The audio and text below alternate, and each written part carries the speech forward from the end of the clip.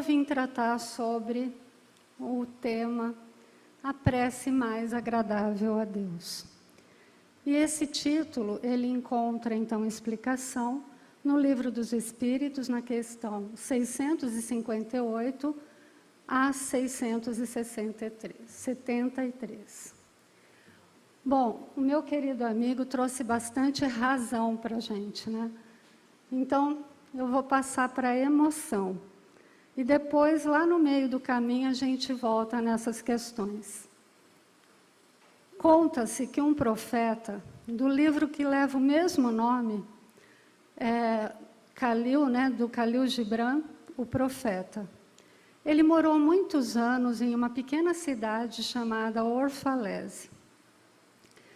E durante a sua estada lá, ele ficou por mais de 12 anos, ninguém quis saber do profeta. Então ele, cansado, resolveu voltar para sua terra natal. E aí o povo, que não dava atenção a esse profeta, resolveu então procurá-lo. Porque geralmente a consciência se dá pelo contraste, né? Pela perda. Então eles falaram, nossa, o profeta está indo embora, vamos lá ter com ele. E todos foram lá e tentaram tirar alguma coisa desse pouco tempo que o profeta ia ficar. E acontece que uma sacerdotisa queria, antes de se despedir, saber do profeta o que é que ele pensava sobre a prece. E ele respondeu, vós rezais em vossas aflições e vossas necessidades. Pudesseis rezar também na plenitude da vossa alegria e nos vossos dias de abundância. A prece, meus caros, é o primeiro telefone sem fio que foi inventado por Deus. É o meio de comunicação com Deus e com o plano superior. A prece é uma invocação mediante a qual o ser humano entra, quer seja pelo pensamento, quer seja pela comunicação com o ser a quem ele dirige. Então, é a maneira pela qual, através desses meios, né, pensamento, palavras, nós nos ligamos ao nosso Criador. Com base no capítulo 27 e 28 do Evangelho segundo o Espiritismo, nós também vamos encontrar a orientação de Jesus aos seus discípulos. Disse o nosso mestre, a oração deve constituir o primeiro recurso de comunhão ininterrupta com Deus. Então, repetindo, a oração deve constituir o nosso recurso permanente de comunicação ininterrupta com Deus. E nesse intercâmbio incessante, nós devemos nos apresentar no segredo das nossas aspirações, dos nossos anelos, das nossas esperanças, dúvidas e amargores. Só assim, então, respondendo à questão que Kardec fez aos espíritos, será uma prece que agradará a Deus. E essas confidências, né, que a gente vai fazer, então, atenuarão os nossos cansaços, restaurando as nossas energias, porque Deus nos concederá da sua luz. Então, é necessário, portanto, que a gente cultive a prece, que ela se torne para nós um elemento natural da vida, assim como a nossa respiração. Olha a importância da prece. Tudo isso que eu acabei de dizer foi Jesus quem disse. Então, é indispensável que comecemos este meio seguro de nos identificar com o nosso Pai. Imagina que você tem um filho que mora muito distante de você. Eu mesma tenho um filho que mora na Irlanda. Imagina a minha felicidade quando ele liga para mim. Então, imagina a felicidade do nosso Pai quando a gente faz uma prece para Ele. Quando a gente usa o telefone sem fio que Ele criou. Conta-nos Humberto de Campos, no livro Boa Nova, que Pedro ouviu de Jesus o mesmo que aquela sacerdotisa ouviu do profeta. O que Jesus disse para Pedro? Que também eles só rezavam nos dias de incerteza, de angústia do coração. Se eles tinham alguma ameaça iminente, algum desastre, se a morte do corpo era irremediável, aí até os mais fortes dobravam o joelho. E quem é que não conhece aqui alguém que era turrão, né, que não tinha às vezes nem fé, mas na hora do desespero aparece a fé. Aí o gigante, né, dobra o seu joelho. Ainda bem, né, nem que seja no minuto final. Mas quanto deverá sentir nosso Pai quando a gente só procura Ele nesses momentos de infortúnio? Não é verdade? E Pedro ainda perguntou a Jesus, se nesse intercâmbio incessante, né, das criaturas com o Criador, será que o Pai ouve todas as nossas preces? E aí Jesus respondeu, como não, Pedro? Desde que começou a raciocinar, observou o homem que acima dos seus poderes reduzidos havia um poder ilimitado, que lhe criara o ambiente da vida. Todas as criaturas, Pedro, nascem com tendência para o mais alto e experimentam a necessidade do elevado, donde o nosso Pai nos acompanha com seu amor, com a sua justiça, com a sua sabedoria, e onde as preces dos homens o procuram sob diversos nomes. Então, independente da religião, independente do nome que a gente dê, né? Algumas religiões dizem Oxalá, outros dizem Jeová, independente do nome, há algo superior acima de nós e que nos atende. E que o homem tem dentro dele isso, essa certeza de que há algo que pode lhe socorrer. Acredita, Simão, que em todos os séculos da vida humana, continuou Jesus, recorreriam as almas incessantemente a uma porta silenciosa e inflexível, sem que houvesse nenhum resultado? Não tenha dúvidas, todas as orações são ouvidas. E aí eu vou lembrar vocês que no livro Nosso Lar há um Ministério do Auxílio, onde atende os doentes, ouve-se as rogativas, selecionam-se preces, preparam reencarnações terrestres, organiza-se turmas de socorro aos habitantes do umbral e também aos que choram na terra. Lá também, nesse ministério, se estuda soluções para todos os processos que se prendem ao sofrimento. Percebem, então, a importância da prece? E ainda citando André Luiz, agora no livro Os Mensageiros, nós vamos encontrar os efeitos da oração, e que diz assim: o trabalho da prece é o mais importante que se possa imaginar no círculo dos encarnados. Não há prece sem resposta, e a oração, filha do amor, não é apenas uma súplica, é a comunhão entre o Criador e a criatura, constituindo assim o mais poderoso influxo magnético que conhecemos. A rogativa maléfica conta igualmente com enorme potencial de influenciação. Como assim, Renata? Rogativa maléfica. Vocês entenderam bem? Porque há pessoas que dobram joelhos para pedir o mal. Há pessoas que fazem rogativas maléficas. Sim, há inúmeras situações que o tempo não permite citar, mas existe isso sim. Existem pessoas que elas fazem as preces e pedem justiça, mas na verdade ela quer vingança. Vingança, porque ela quer que o mal que ela sofreu, o outro venha sofrer. Será que está nas nossas mãos sermos o juiz? Será que devemos pedir justiça? Porque a justiça que a gente está pedindo é vingança.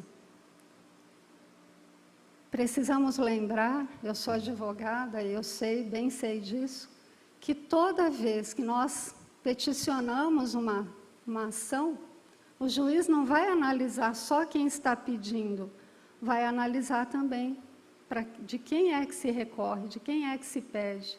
As duas partes serão analisadas. Então, cuidado com a justiça que a gente anda pedindo por aí. O Pai vai fazer a justiça? Não. A justiça será feita pela lei que Ele criou, que é imutável.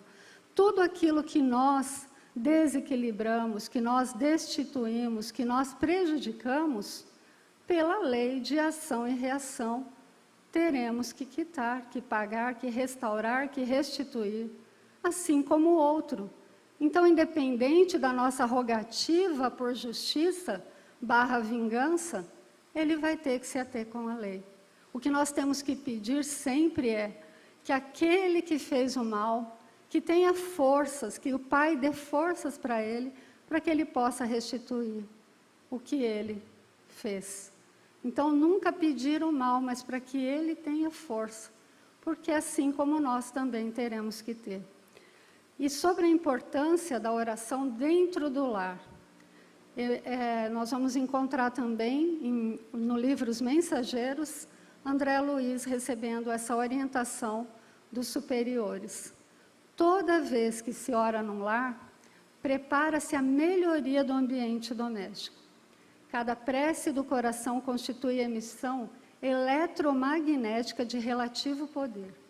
Por isso mesmo, o culto familiar do Evangelho não é somente um curso de iluminação interior, pelas claridades espirituais que acende em torno. O homem que ora traz consigo inalienável coraça. Inalienável coraça. Sabe aquela pele de rinoceronte? Então, quem ora vai ter aquela couraça, aquela força impenetrável desses raios eletromagnéticos do mal. O lar que cultiva a prece transforma-se então em fortaleza, compreenderam? Fortaleza. As entidades da sombra experimentam choques de vulto, em contato com vibrações luminosas deste santuário doméstico.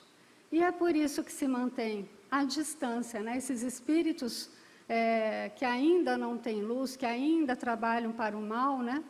Eles ficam então repelidos do lar que faz o Evangelho. E é por isso que eles se mantêm então à distância, procurando outros rumos. Por isso, da importância da gente sempre estar trazendo esse assunto prece. E quando a gente orar, que a gente não se assemelhe aos hipócritas que afetadamente oram em pé nas sinagogas ou nos cantos das ruas para serem vistos pelos homens. Isso foi dito por Mateus. A oração, sendo então uma ligação da criatura com o Criador, ela deve sempre reportar a Ele, sendo desnecessário ser visto pelos homens. É bem aquela música do Gilberto Gil. Se eu quiser falar com Deus, eu tenho que ir para o meu quarto, apagar a luz, ficar a sós, retirar os nós. Não é? E o que será que é retirar esses nós? Porque não adianta nós irmos lá, nos recolher, fazer uma prece, se a gente ainda tem o coração tão endurecido, ainda carrega muitas mágoas, não consegue perdoar. Eu entendo que perdão, alguns precisam de um processo, de um tempo para ser extirpado. Só que esse processo não pode ser adiado.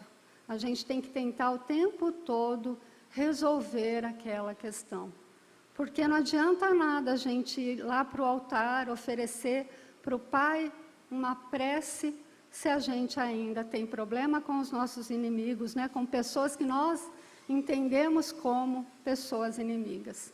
Então, que a gente reconcilie antes, para depois, então, ter esse colóquio mais propício, mais forte, essa ligação ininterrupta.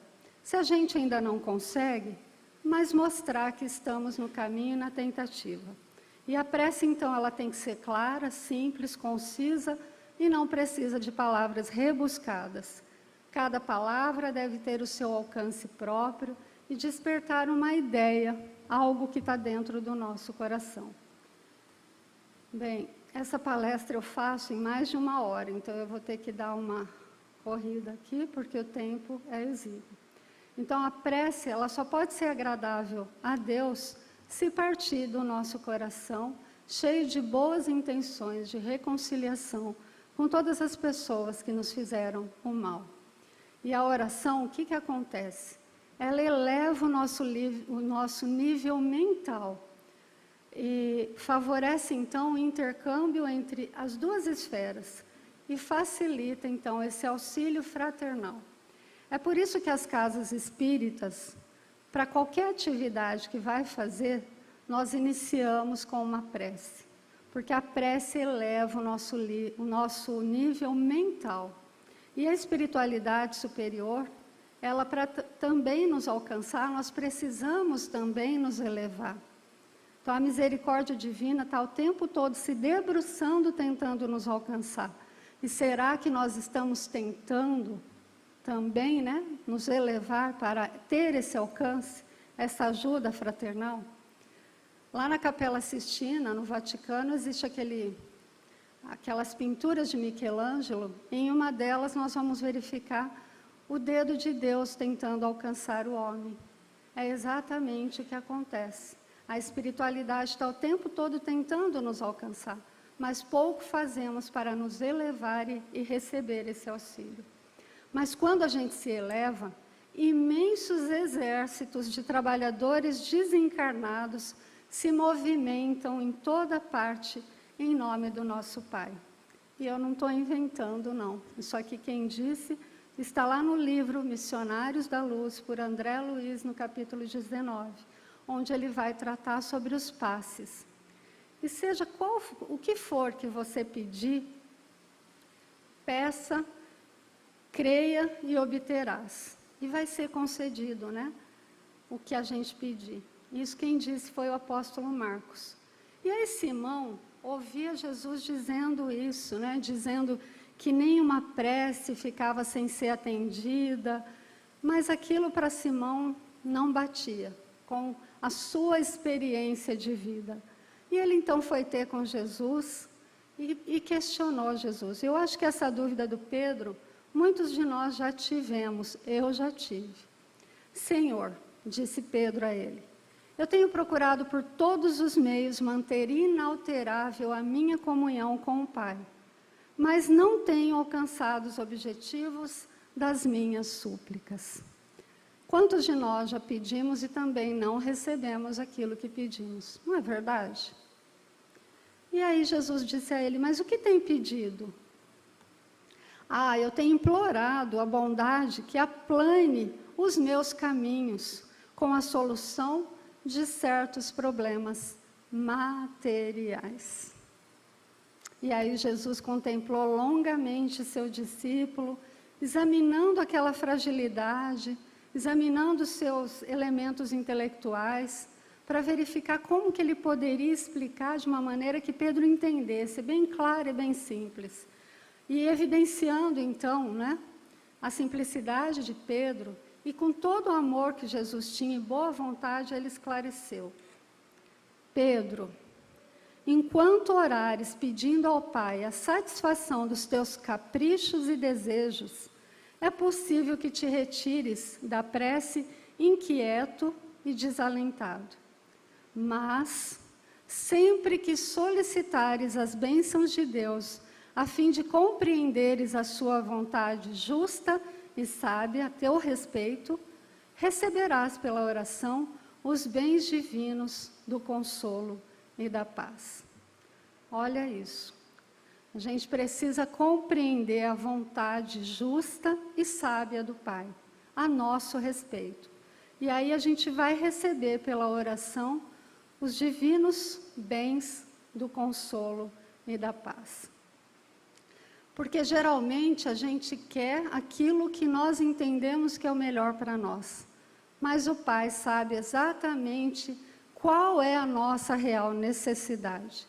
Quando nós estamos lá na espiritualidade, a elaborar a nossa viagem, né, reencarnatória, sempre pedimos dificuldades para que a gente não perca a reencarnação. Porque as dificuldades nos colocam, é a porta estreita, nos colocam no caminho correto. Se você não tem recursos financeiros, você vai trabalhar. Se você tem muito, se você nasceu numa família abastada, dificilmente você vai se esforçar para o trabalho. Há exceções, há exceções. Mas o dinheiro geralmente costuma ser uma porta bem larga para a perdição. Se você tem facilidades, né, você tem muitos dons, também é um perigo você falar, eu não preciso estudar, eu já sei, eu já nasci sabendo. Então, algumas dificuldades são importantes para que o Espírito se apresente ao serviço. E tudo que, então, que a gente for pedir, nós temos que analisar se o pedido é justo, se nós temos mérito, se somos persistentes. Porque, às vezes, nós não pedimos o que é justo. Quer ver um pedido injusto? Eu me apaixonei pelo Pedro e o Pedro é casado. Mas eu quero Pedro, então eu me ajoelho todos os dias e peço Pedro. É justo o que eu estou pedindo? Então, nós precisamos analisar se é justo, se nós temos mérito, se nós merecemos. E também a persistência. Tem gente que pede de manhã alguma coisa, ao meio-dia ele já quer outra diferente, né? Fazendo um paralelo assim bem rápido. Mas nós precisamos, então, analisar se o que estamos pedindo é justo, se nós temos merecimento e se a gente vai ser persistente e aguardar. E como resultado da prece, existe uma variedade de efeitos que a gente sente quando faz a prece. Aí eu vou ler os efeitos aqui, tenho certeza que vocês já sentiram. Depois que a gente faz uma prece, a gente examina melhor, de um ponto de vista superior, o assunto que nos preocupava. Não é verdade? Segundo, a gente consegue captar pensamentos e energias reconfortantes e fortalecedoras. Quem é que já não se dobrou de joelhos para orar, chorando, e não levantou com uma força feliz, e tudo continuava, os problemas estavam ali. Mas a perspectiva, a força, os pensamentos modificaram. E por quê? Porque a gente atrai bons espíritos que virão ao nosso socorro.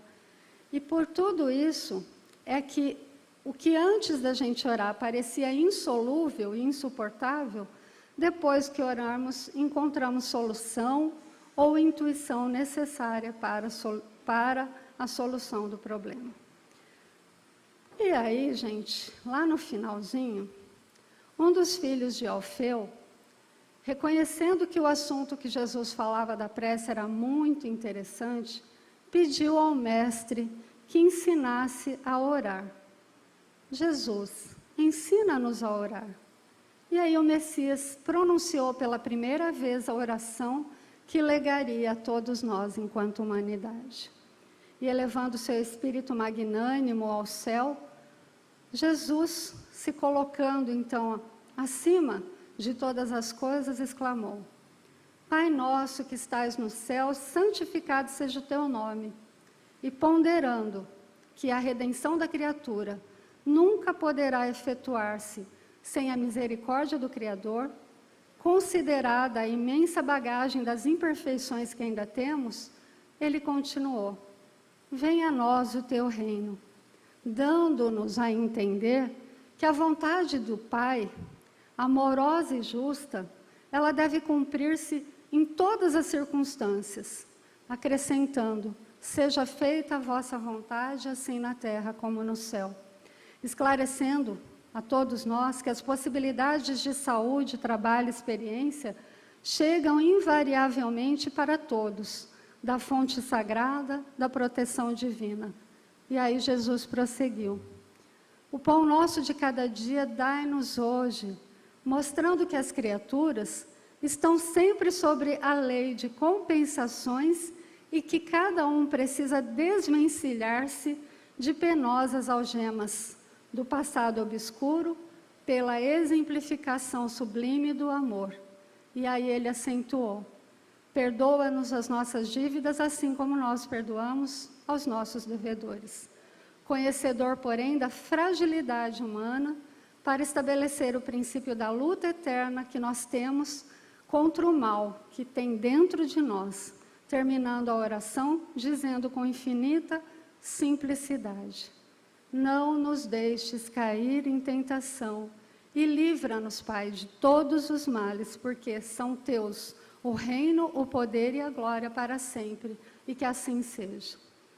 E aí, diante desse ensino, Levi, o mais intelectual dos discípulos, tomou nota das sagradas palavras para que a prece do Senhor fosse guardada nos nossos corações. A rogativa de Jesus, em síntese, contém todo o programa de esforço e edificação que nós devemos fazer. E desde aquele dia memorável, a oração singela do nosso Mestre se espalhou como perfume dos céus pelo mundo inteiro. As elucidações do Mestre, relativamente à oração, sempre encontraram nos seus discípulos certa perplexidade, quase invariavelmente em virtude dessas novas ideias que continha, acerca da concepção de Deus como nosso Pai, carinhoso e amoroso. Então, gente, finalizando, a prece ela não é somente uma ligação e socorro. Ela é, acima de tudo, uma manutenção preventiva, ou seja, a melhor medicina preventiva para o nosso espírito. Que, a partir dessas reflexões, quando nós formos fazer o Pai Nosso, que a gente se detenha sobre cada palavra, cada frase. Ali por trás há muito significado. Então, que a gente não faça maquinalmente, como nós percebemos muitas pessoas, às vezes estão fazendo de boca e pensando em outras questões. Amanhã eu tenho que pagar o boleto do carro, amanhã eu tenho que pagar a conta de energia. Façamos o Evangelho sentidamente, analisando cada frase. Existia uma professora do jardim primário, e ela perguntou aos seus alunos, né, de 6 anos, do que eles tinham medo. E o primeiro aluno respondeu: eu tenho medo do lobo mau. O segundo disse: eu tenho medo do bicho-papão. E o terceiro respondeu: professora, eu tenho medo do mal-amém. E a professora disse assim: bom, eu já ouvi falar do bicho-papão, já ouvi falar do lobo mau, mas desse mal-amém eu nunca ouvi falar. Quem é esse mal-amém? E aí ele disse assim: olha, professora, esse mal-amém é terrível, terrível. Ele é tão terrível que toda noite a minha mãe dobra os joelhos e termina dizendo: livrai-nos do mal-amém. Então, o que será que nós estamos dando de exemplo, né, para as nossas crianças quando a gente faz essas preces apressadas? Que a gente faça uma prece sentida, entendendo todo o significado. Porque o nosso Pai, Ele está em todos os círculos espirituais. E santo sempre vai ser o seu nome em louvor de todas as criaturas. E sempre vai vir o seu reino, depende de nós aceitá-los ou não. E sempre vai ser feita a vontade dEle, em detrimento dos nossos desejos. E que Ele não deixe faltar para a gente o pão do corpo, mas principalmente o pão do nosso espírito, tão necessário, porque a gente tenha força para a caminhada. E que nós aprendamos a perdoar todos os nossos inimigos, devedores, assim como Ele nos perdoa todos os dias das nossas vidas. Ele nos perdoa, todas elas. E que Ele nos ajude, Ele ajuda e Ele quer ajudar. Que a gente se livre de todos os males, mas não é o mal do mundo, não, é o mal que tem dentro de nós mesmos. E que assim a gente possa seguir mais fortalecido, mais sábio, e instituindo, como eu disse da última vez que eu vim aqui, o nosso objetivo, que é instituir o reino de Deus dentro do nosso coração. Muito obrigada pela atenção de todos vocês. Eu não tratei especificamente das questões do Livro dos Espíritos, que elas são muito técnicas. E eu quis mesmo trazer essa reflexão mais leve ao coração de todos vocês. Muito obrigada e que a paz do nosso Mestre Jesus esteja com todos.